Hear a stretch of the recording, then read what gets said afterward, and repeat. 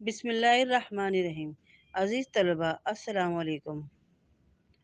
مولانا الطاف حسین حالی کی حمد کے اگلے اشعار کی طرف ہم چلتے ہیں، جس کی میں پچھلی ویڈیو بنا کے آپ کو پیش کر چکی ہوں۔ اب آگے کے اشعار پیش ہیں۔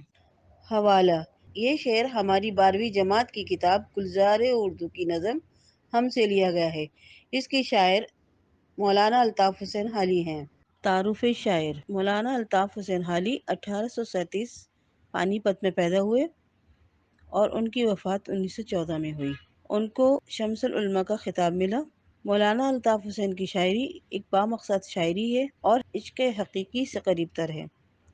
غزل کے روایتی رنگوں کو انہوں نے بدلا اور سادگی اور سچائی کو اپنایا۔ تو ہی نظر آتا ہے ہر شے پہ محیط ان کو، جو رنج و مصیبت میں کرتے ہیں گلا تیرا۔ اس شعر میں ایک لفظ ہے محیط، جس کے معنی ہیں چھایا ہوا یا گھیرا ہوا، اور دوسرے مصرے میں لفظ ہے رنج و مصیبت۔ رنج و مصیبت کا مطلب پریشانیاں، مشکلات۔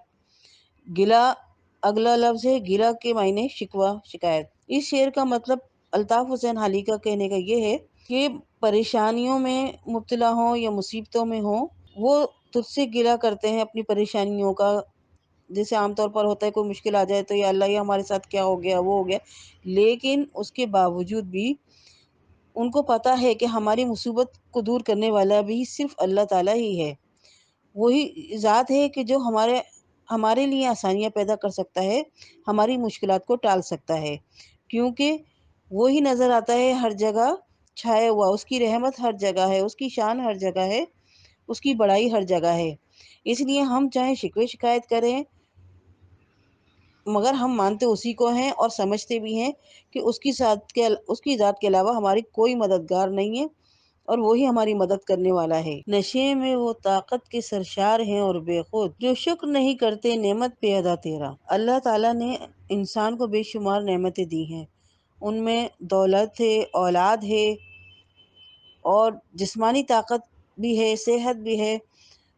اس کے علاوہ معاشرے میں جب ایک انسان کسی کو ایسا مقام بھی دیتا ہے کہ ہزاروں لوگ اس کے پیچھے ہوتے ہیں، کسی کے لاکھوں اس کے دیوانے ہوتے ہیں، اس کو اپنا بڑا سمجھتے ہیں یا اس کو عقل مند سمجھتے ہیں، جیسے ایک وزیر اعظم کہہ لو یا وزیر کہہ لو یا خاندان میں کوئی بڑا کہہ لو، کہ جیسے معمولی سی مثال لے لیں، کوئی بڑا بہن بھائی بھی ہو سکتا ہے کہ 6-7 بہن بھائیوں میں یا 3 بہن بھائیوں میں کوئی ایک شخص ایسا ہوتا ہے کہ جس کو سب بہن بھائی عزت کرتے ہیں، اس سے محبت کرتے ہیں۔ تو ہر کسی کو اپنے اپنے لیول کی، اپنی اپنی حیثیت کی ایک طاقت کا نشہ ہوتا ہے، اور یہ اللہ تعالیٰ کی ایک نعمت ہوتی ہے اس کے اوپر کہ اس نے اس کو اتنی حیثیت اور اتنی عزت دی ہے۔ لیکن انسان ایک جھگڑالو فطرتاً ثابت ہوا ہے۔ یہ تو قرآن شریف میں بھی ہے کہ انسان فطرتاً ایک جھگڑالو ہے۔ تو اس نے اس نشے کی دھت میں وہ کیا کرتا ہے، وہ مغرور ہو جاتا ہے اور تکبر میں آ جاتا ہے۔ جب وہ تکبر میں آ جاتا ہے تو پھر وہ بھول جاتا ہے کہ یہ نعمت کس کی دی ہوئی ہے، یہ اللہ تعالیٰ کی دی ہوئی ہے جس پر مجھے شکر ادا کرنا چاہیے۔ لیکن وہ ہوتا کیا ہے کہ وہ شکر ادا کرنے کی بجائے وہ یہ سمجھتا ہے سارا میرا کارنامہ ہے، میں اس قابل ہوں کہ میرے پاس سب کچھ ہے۔ اس لیے وہ نشے میں دھت پھر اپنی منمانیاں شروع کر دیتا ہے، حالانکہ اس کو شکر ادا کرنا چاہیے اللہ کا۔ سورۃ المائدہ میں اللہ تعالیٰ فرماتا ہے، اللہ ہی کی ملکیت ہے جو کچھ آسمانوں میں، زمین میں اور ان کے درمیان ہے۔ جب اللہ تعالیٰ ہی کی ہر چیز ہے، ہم بھی اللہ تعالیٰ کے ہیں، اور ہمارے پاس دی ہوئی ساری طاقتیں بھی، ساری نعمتیں بھی اللہ تعالیٰ کی طرف سے ہیں، پھر ہمیں غرور تو کرنے کا حق ہی نہیں بنتا ہے۔ اس لیے ہمیں غرور اور تکبر کرنے کے بجائے، طاقت میں اپنا کردار سمجھنے کی بجائے، ہمیں اللہ تعالیٰ کا ہر لمحے ہر پل شکر ادا کرنا چاہیے، اور شکر ادا اس بات کا بھی کرنا چاہیے کہ اس نے ہماری ایک عزت دار شخصیت بنائی ہوئی ہے۔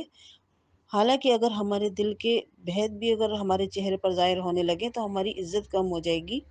یہ بھی ہماری ایک طاقت اور ہمارے ایک مہربانی ہے اللہ تعالیٰ کے اوپر جو اس نے ہمیں دی ہوئی ہے، اور ہمیں شکر ادا کرنا چاہیے۔ شکریہ۔ اللہ حافظ۔